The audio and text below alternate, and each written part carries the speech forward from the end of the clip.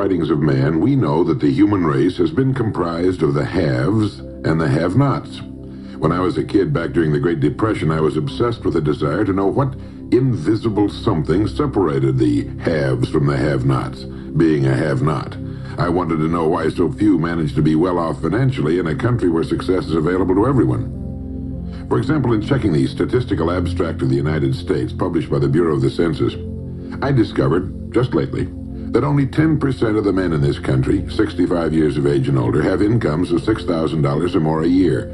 More than 80% of all men 65 or older have incomes under $4,000 a year. Only 7.6% have incomes between $7,000 and $10,000 a year, and only 3.7% have incomes of $10,000 a year or more.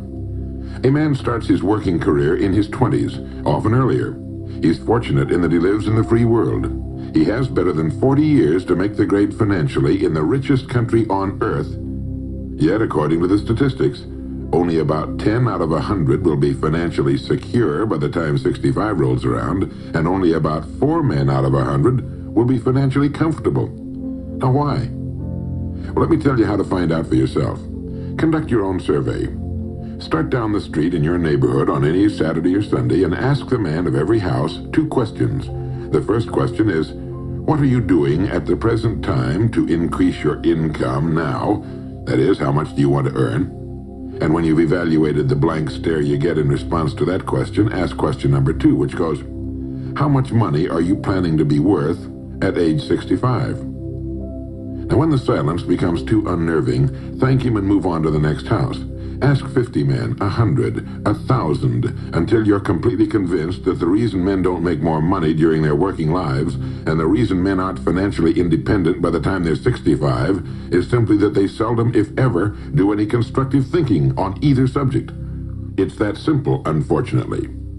The reason it's so easy to earn far more money than the average man earns in this country is that so very few are going about it the right way. This is a race without enough contestants to bother about. The few who are really in the race can all be winners.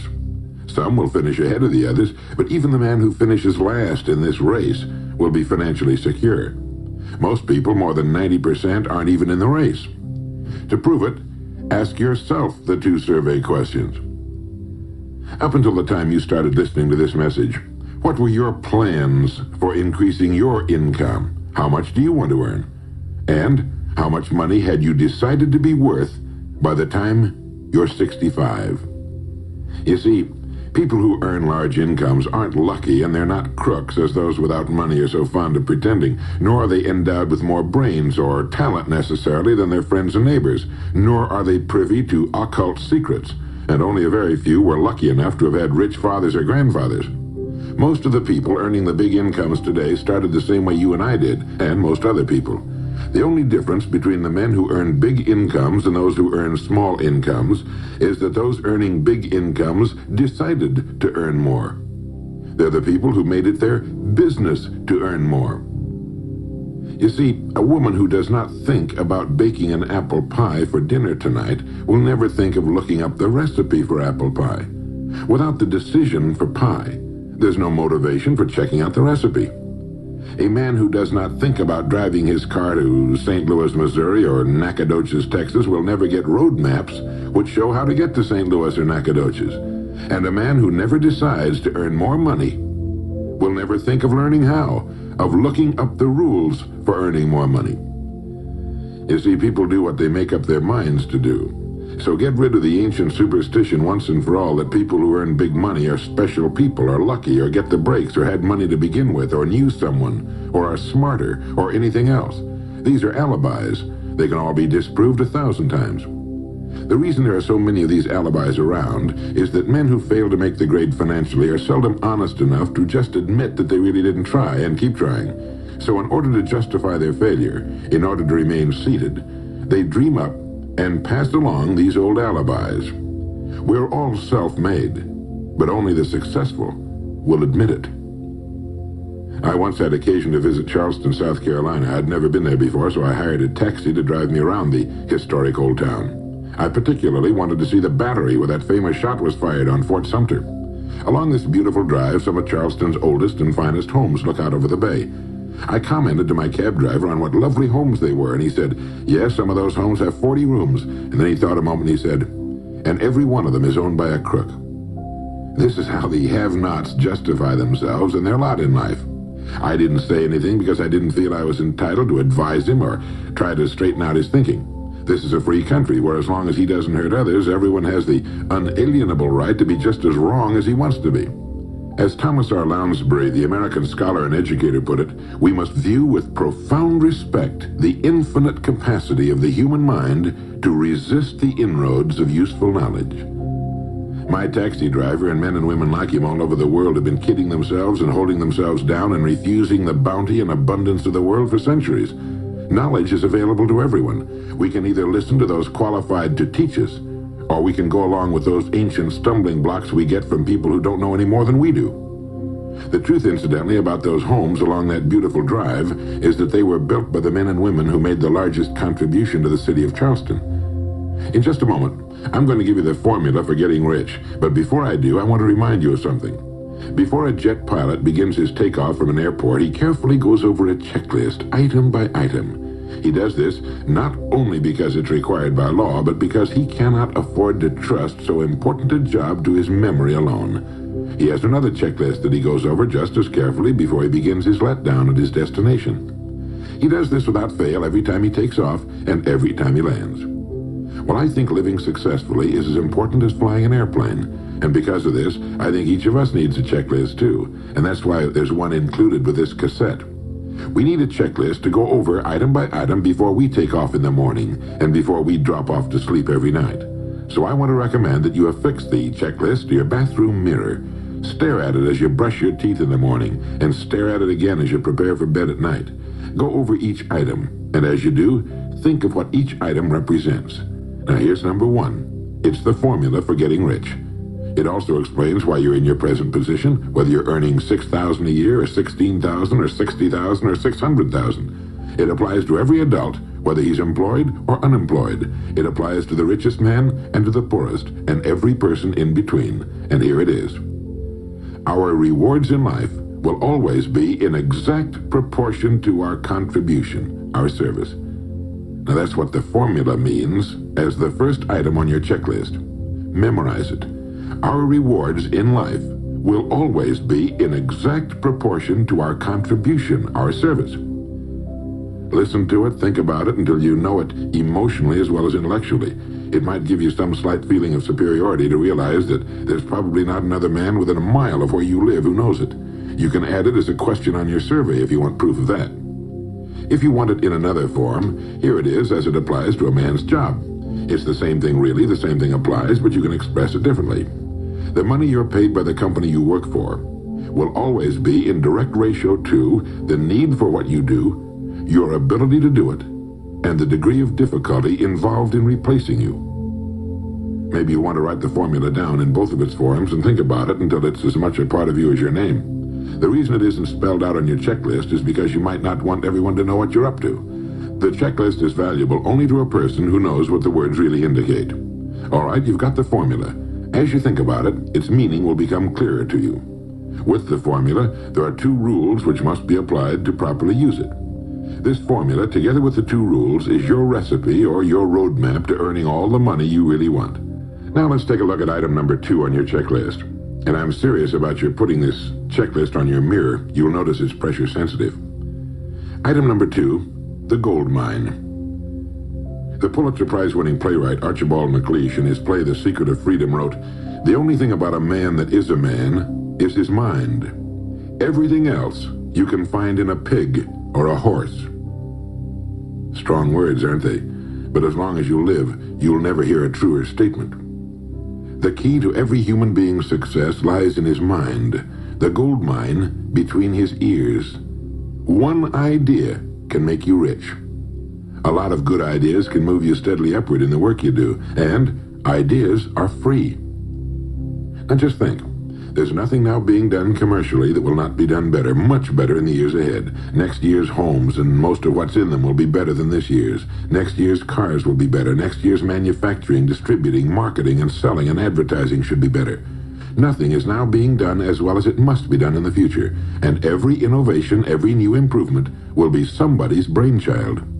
Now, what's your specialty? How many good ideas have you come up with during the past year? If you continue on as you have in the past, where will you be and what will you be earning, say, a year from now, 5 years from now? Every day of our lives, we walk or drive by more opportunity than we could develop in a lifetime in 50 lifetimes. Back in the 20s, Sinclair Lewis wrote that you can kidnap a man, blindfold him, take him to any city in the country with a couple of notable exceptions, put him in a chair in the downtown area, take off his blindfold, and he could sit there a week and not be able to tell you what town he's in. The streets are all alike. The buildings are all alike. The businesses all look alike.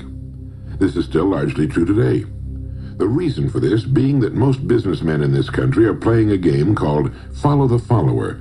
If a man goes into business, no matter what line it happens to be, the first thing he does is make certain that his place of business, outside and inside, looks exactly like every other place of business of that type in the country. Do you know why? It's because he's been playing copycat since he was a year old and does it without thinking about it. For the same reason kids dress alike in school. He wants to be one of the gang. He doesn't necessarily examine all the business establishments in his field and pattern his on the one outstanding example, the one that inspires him, the one that he can really believe in. He just does what everybody else in his business is doing, and by this simple process, he guarantees his own mediocrity. Whose drum are you marching to, if indeed you're marching to anyone's, and why? Remember, whatever you now do for a living will be done differently, quite differently a few years from now. Never in the history of mankind have the opportunities for all of us been so great. But the great majority of people will be the beneficiaries of progress, not those who bring it about. Which group are you going to belong to? If you want to be a contributor, not just a beneficiary, here's the first rule. It appears on your checklist as the gold mine. So, think. Think deliberately and with a purpose. Use the gold mine between your ears. Begin by thinking at a special time every day. Back during the Depression, a New York lumber dealer was growing rich while other lumber dealers were going broke. When asked how he did it, he said, "Every evening when I get home, I close myself up in a quiet room, sit in a comfortable chair, and ask myself, how will my business be conducted 10 years from now? Then I try to do it now." Instead of competing with every other lumber dealer, which is what they were doing, he was creating. He was doing the very thing man was designed to do, the very thing man does best. A company growing at the rate of 10% a year will double its size in less than 8 years. But a man can improve his effectiveness 50% or 100% a year or more. The experts tell us that every one of us has within him deep reservoirs of ability, even genius, that he habitually fails to use. Well, let's begin now to reach into these deep, rich areas of pure net profit and use more of our real abilities. Let's think. Here's the best way I've found to make yourself think. Start getting up a little earlier than you're accustomed to. Right off the bat, this gives you extra time that 95% of the men in this country are not using at all. 1 hour earlier a day gives you 6.5 extra 40-hour weeks a year. But at this time in the morning, take a refreshing shower, dress, get yourself a fresh hot cup of coffee if you're a coffee man, and then sit down to a clean sheet of paper. At the top of the paper, write your financial goal. Now, this is the amount of money per year you intend to earn soon. Incidentally, you might like to keep this to yourself too. It's nobody's business but yours. Then, start to think. Think about your goal and what it'll mean to you and your family. Then see how many ideas you can come up with to help you reach that goal. Ideas to improve what you now do for a living. Ways of increasing your contribution to match your income goal. You know, jobs don't have futures. People do. No matter what line of work you may be in, there is within it more than enough opportunity to last a lifetime. You don't have to think of brand new ideas or revolutionary new ways of doing things, although you well might come up with some. Think of ways of improving what is now being done. If you are to increase your income by the amount you specified, you must find ways of increasing your contribution, your service. And the key to this is to be found in your mind, in that gold mine between your ears. Try for 5 ideas every morning and write them down, and save those sheets of paper in a special idea file. Many, perhaps most of your ideas will be worthless, but some of them will be very good. A few will be excellent, and every once in a while you will come up with something really outstanding. You see, 5 ideas a day is 25 a week if you don't think on weekends. Now that's more than 1,000 ideas a year. One idea can get you to that income you're shooting for. The law of averages swings so far in your favor you just can't miss. Try to develop a sense of expectancy. That is, try to hold the feeling that the goal you're shooting for is a sure thing, and that it's only a matter of time before it's realized. You know, Henry Ford didn't start making cars until he was 45. A friend of mine started a new company at 65. He's still going strong, and his new company has sales of better than $300 million a year. It's almost never too late. Try not to think of things outside of your own line of work or whatever it is you're most interested in. To think well and profitably, you must discipline your thinking. Keep it on course, controlled, keep it in one field, specialize. Now for the final item on your checklist. It appears as the word. And the word is attitude. Attitude has been called the most important word in the language. William James put it this way. He said, "The greatest discovery of my generation is that human beings can alter their lives by altering their attitudes of mind." Now this is something to think about. Can alter their lives by altering their attitudes of mind. It's another way of saying we become what we think about. Look at it this way. Your total environment, if you've been an adult for any appreciable period of time, your total environment is a reflection of you as a person. The house and the neighborhood in which you live, the car you drive, the clothes you wear, the job you do, the people with whom you regularly associate. Your total environment is an exact and merciless mirror of you as a human being.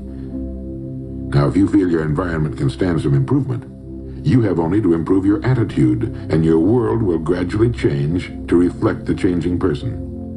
Here's how to change your attitude. Beginning now, begin to act as would the person you most want to become. Now that is, if you were already in possession of the goal you're shooting for, how would you conduct yourself in all of your affairs? Well, do it now, and tomorrow, and the next day. Begin now to act the part of the person you most want to become, and you'll end by becoming that person. Subtly, in little ways, in the way you dress, in the way you talk, in the unfailing courtesy you show to every person with whom you come in contact, begin to act the part of the person who has already achieved that which you're shooting for.